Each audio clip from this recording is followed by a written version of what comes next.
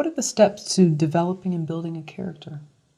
The steps to developing and building a character, I have found, has evolved greatly for me. But first, it was to sort of tap into my own subconscious of just how do I see this person.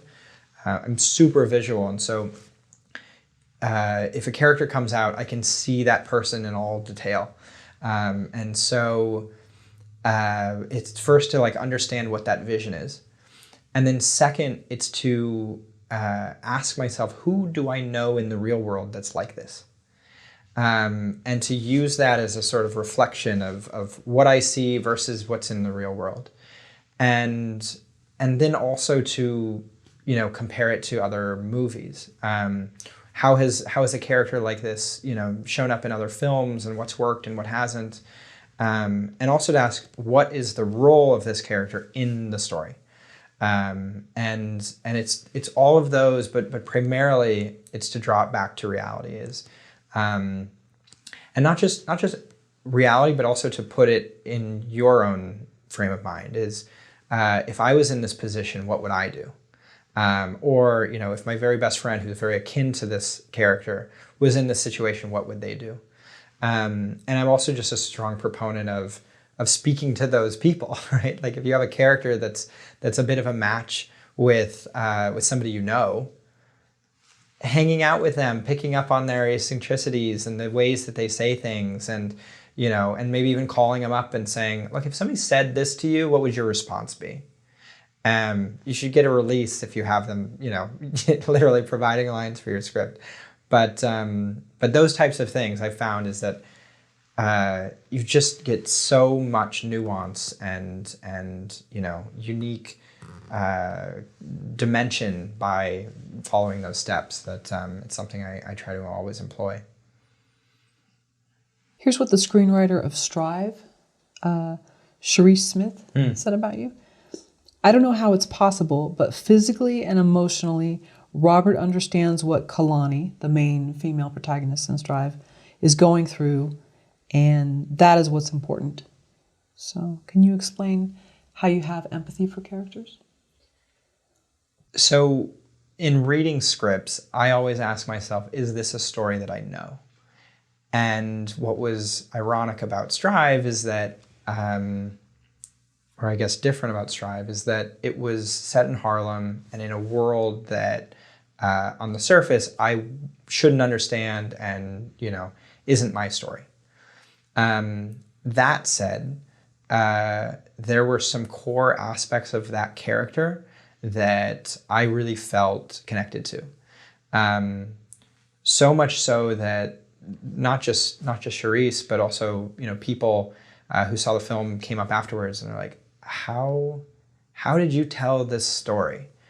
And it felt, first because I sort of understood the pain of what that character was facing, but secondly, because I spent a lot of time, understanding and being in that neighborhood, and I guess maybe that is a bit of the documentarian side, but literally being there. I mean, doing I want to call it research because it's not that, but just understanding those people, that way of life. We moved to Harlem 2 months before we started production, and that was for the sole purpose of understanding that neighborhood.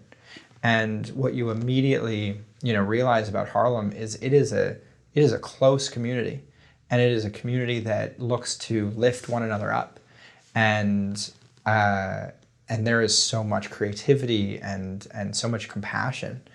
And so it was the little things that we witnessed, and on the good side and the bad side, that we then really tried to bring into the film, so that it felt like at first and foremost a Harlem movie, and then also one about the main character Kalani. How do you do that, whether as a documentarian or for a narrative film? How do you soak up the environment of the location that you'll be shooting in? I think it just comes with observing, being quiet or when you need to be, or asking a ton of questions when you need to be. And then there's always those guides that sort of will take you into the world. And so asking, hey, what is it like to be a Crip in this neighborhood? And then going with a Crip and walking through and seeing how people interact with them. And, one of our main actors on the film was just not connecting with the character early on. And I had him shadow a Crip, and the things that he was just able to pick up about their interaction was just it was literally walking into a different world, right? So his imagination just can't fill in all of that detail that is actually there. So that was extremely beneficial, and still he wasn't, fully there. And so I sat him down, not to oversimplify it, but I was like, you smile too much. This is serious, and so sort of, I see what you mean, and so we dialed that back just to kind of craft the character that was a reflection of the world that it was in. So people, when this actor walked around with the Crip, people were scared of the body language and the reaction they were fearful?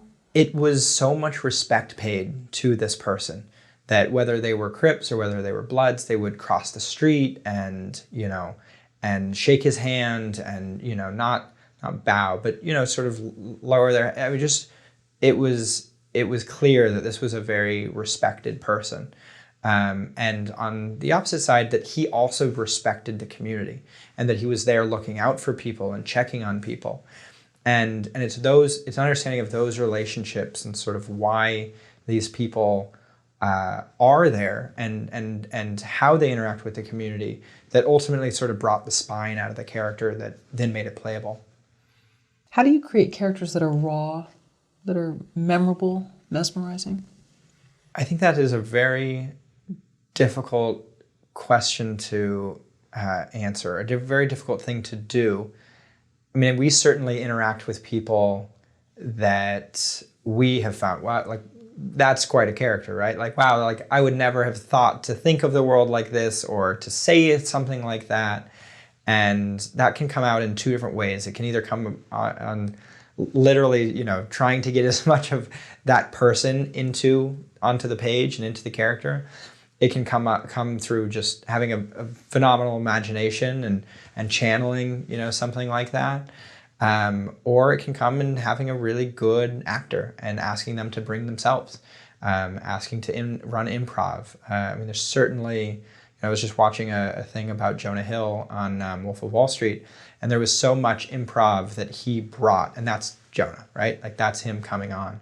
And so I think there's multiple ways to do it, but it's something that needs to be very concerted to be able to pull off successfully. So the way that a director would try to soak up a location, same thing with trying to soak up various sort of composites of people. Indeed, yeah. In Harlem or, even around LA, I've certainly met like very dynamic characters. And so, yeah, it would be, first asking them permission, hey, can I lean on you and sort of put you into a film and who you are? And that can come early in the writing process, or that can come from taking one particular character and wanting to kind of spice things up a bit and reworking the script, or just hiring that person and saying, look, like these are the lines, but we ultimately hired you. Write the objective of each scene, and that's the way we're going to run it. We're going to run it as you and accomplishing this objective to move the narrative forward.